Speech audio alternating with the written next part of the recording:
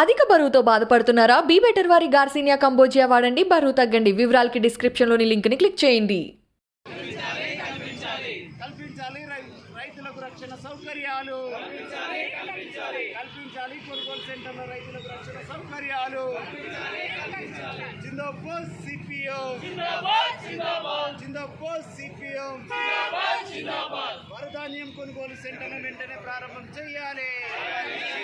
కొనుగోలు సెంటర్లు రాష్ట్ర ప్రభుత్వం వెంటనే ప్రారంభించాలని చెప్పేసి, ప్రారంభించిన వెంటనే కొనుగోలు జరపాలని చెప్పేసి సిపిఎం పార్టీ కరీంనగర్ జిల్లా కమిటీ పక్షాన ఈరోజు కరీంనగర్ కలెక్టరేట్ ముందు ధర్నా నిర్వహించడం జరుగుతూ ఉంది.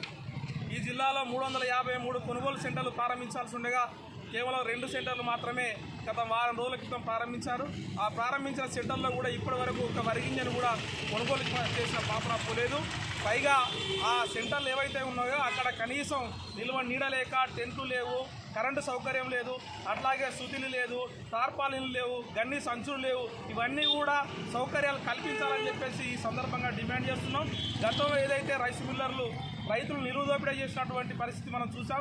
ఈ రబీ సీజన్లో అలా జరగకుండా చూడాలని చెప్పేసి రాష్ట్ర ప్రభుత్వాన్ని, అధికార యంత్రాంగాన్ని మేము డిమాండ్ చేస్తూ ఉన్నాం. దీనిపైన ఒక విజిలెన్స్ కమిటీ చేయాలి, ఎప్పటికప్పుడు పారదర్శకంగా ఉండే విధంగా. అట్లాంటి ఏదైతే రైతులు నిధంలో ముంచి రైతులు కటింగ్ పేరుతోని ఎక్కువ దోపిడీ చేసే అవకాశం ఉన్నటువంటి వారి మీద పీడీ యాక్టులు నమోదు చేయాలని చెప్పేసి, ఈ గతంలో ఏదైతే ట్రాన్స్పోర్ట్ రైతులు భరించారో ఇప్పుడు రైతులు భరించకుండా ప్రభుత్వం నేరుగా ట్రాన్స్పోర్ట్ సౌకర్యం కల్పించాలి.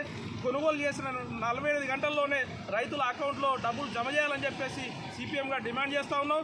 గతంలో ఏదైతే జరిగిందో తప్పులు అవి మళ్ళీ పునరావృతం జరగకుండా చూడాల్సినటువంటి బాధ్యత ఈ రాష్ట్ర ప్రభుత్వం, అధికార యంత్రాంగం మీద ఉందని చెప్పేసి ఈ సందర్భంగా మేము హెచ్చరిస్తా ఉన్నాం. అంతేకాదు రేపు భవిష్యత్తులో వెంటనే కొనుగోలు సెంటర్లు జరపకపోతే మీ కార్యాచరణ ప్రకటిస్తాం. కార్యాచరణ ప్రకటించి రైతులతో పెద్ద ఎత్తున ఆందోళన పోరాటాలు కొనసాగిస్తాం.